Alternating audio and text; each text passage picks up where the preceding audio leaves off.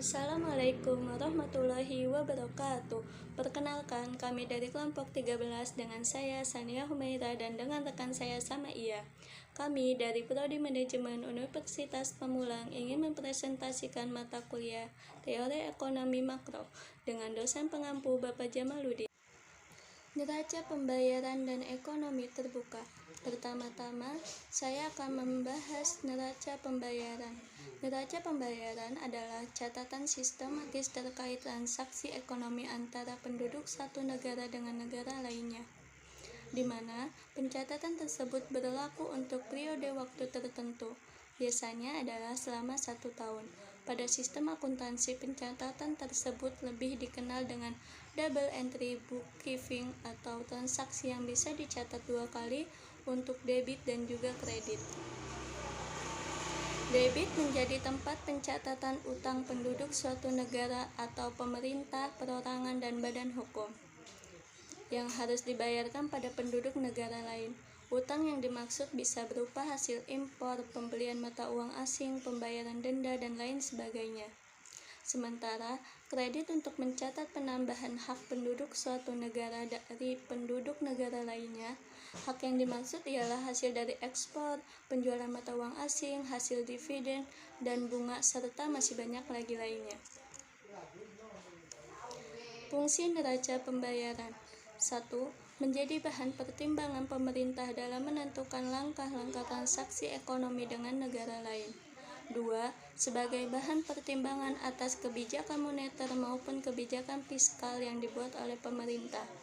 3. Membantu pemerintah melihat pengaruh hubungan ekonomi antar negara dengan jumlah pendapatan nasional negaranya. 4. Dijadikan bahan pertimbangan atau acuan atas kebijakan terkait politik perdagangan internasional yang dibuat oleh pemerintah. Jenis-jenis neraca pembayaran yaitu 1. Neraca berjalan atau current account yang dibagi menjadi neraca perdagangan, neraca jasa, neraca transaksi sepihak atau transaksi unilateral. Neraca perdagangan yaitu mencatat transaksi ekspor dan impor di antara dua negara atau lebih. Neraca jasa yaitu mencatat transaksi jasa dari atau kepada negara lain. Neraca transaksi sepihak atau transaksi unilateral yaitu mencatat transaksi sepihak berupa hadiah atau bantuan sosial yang diterima atau yang diberikan dari atau ke luar negeri tanpa kewajiban untuk membayar kembali. Yang kedua, neraca modal atau capital account.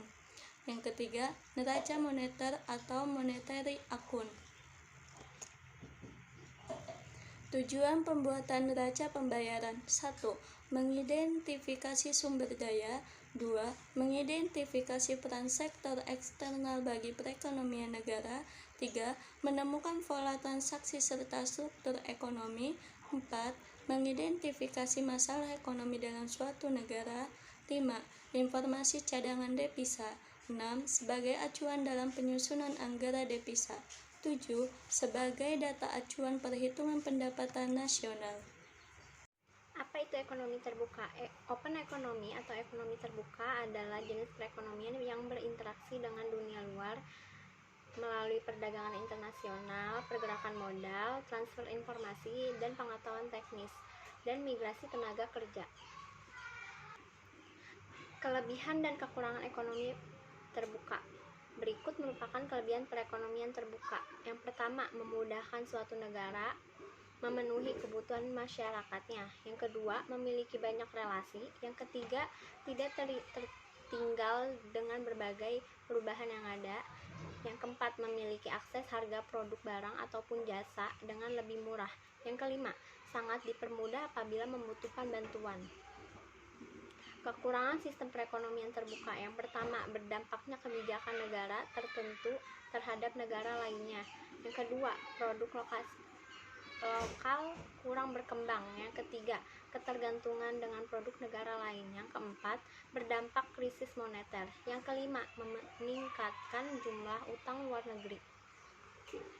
Ekonomi terbuka ekonomi 4 sektor. Yang pertama, sektor rumah tangga dibagi menjadi 3, yaitu yang pertama, hubungan dengan perusahaan, hubungan dengan pemerintah, hubungan dengan negara lain. Yang kedua, sektor perusahaan. Yang pertama, hubungan dengan rumah tangga, hubungan dengan pemerintah, hubungan dengan dunia internasional. Yang ketiga, sektor pemerintah dibagi menjadi dua, yaitu yang pertama, hubungan dengan rumah tangga. Pemerintah menerima pembayaran pajak rumah tangga untuk keperluan operasional, pengembangan, dan kebutuhan lain untuk mengembangkan negara. Yang kedua, hubungan dengan perusahaan. Pemerintah mendapatkan pendapatan pajak dan perusahaan dan pemerintah juga membeli produk dari perusahaan berdasarkan dana anggaran yang ada. Yang keempat, sektor negara lain dibagi menjadi dua, yaitu yang pertama, hubungan dengan rumah tangga. Yang kedua, hubungan dengan perusahaan dunia internasional atau negara lain. Keuntungan dari sistem ekonomi terbuka ini adalah sebagai berikut. Yang pertama, memperluas pasar produk, barang, dan jasa perusahaan dalam negeri. Yang kedua, warga dan negara tertentu memiliki banyak pilihan atas barang dan jasa untuk aktivitas konsumsinya. Yang ketiga, kegiatan impor barang atau jasa dari banyak negara meningkatkan keuntungan tersebut. Yang keempat, warga negara memiliki kesempatan untuk menyimpan uangnya sebagai tabungan ataupun investasi di luar negeri. Yang A, suatu negara memperoleh kesempatan untuk mendapatkan dana dari luar negeri berupa investasi ataupun pinjaman dari negara lain dan atau lembaga keuangan dunia seperti World Bank dan IMF. Yang B, dengan semakin bertambahnya relasi perdagangan akan menjalin banyak persahabatan dari berbagai negara, memperkuat ketahanan nasional. Yang C, perdagangan alutsista atau alat utama sistem pertahanan dan hubungan kerjasama yang baik akan memungkinkan bantuan untuk keperluan ketahanan nasional yang semakin kuat. Sekian, terima kasih.